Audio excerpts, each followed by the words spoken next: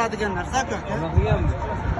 Samarqand shahar ko'chalari bo'ylab olib borilgan reyd tadbirlari davomida hattoki spirtli ichimlik iste'mol qilib avtomashina boshqarib yurgan haydovchi aniqlandi. Bibisino ko'chalari bo'ylab harakatlanib kelgan Cobalt rusumli avtoulov to'xtatilib, haydovchi spirtli ichimlik iste'mol qilganlikda gumonlanib, xizmatda foydalanilgan maxsus Alkostop 8000S apparati orqali tekshiruvdan o'tkazilganda haydovchimiz spirtli ichimlik iste'mol qilib Cobalt rusumli avtoulovni boshqarib yurganligi ma'lum bo'ldi. Ushbu holat bo'yicha haydovchiga nisbatan ma'muriy bayonnoma rasmiylashtirib, transport vositasi maxsus evakuator yordamida jarima maydonchasiga olib borib qo'yiladi. Marhamat, haydovchiga yuzlanamiz. Assalomu alaykum. Qancha spirtli ichimlik iste'mol qildingiz? Где-то 0,5 pivo ichganman. Tan olaman aka. Bir bakal pivo ichdingiz. Ha, bir bakal pivo ichganman. Haydovchiga nima deb qoladi? Haydovchiga? Haydovchi o'zini afsus qilaman. Yana spirtli ichimlik iste'mol qilib boshqarasizmi avtoulov? Yo'q.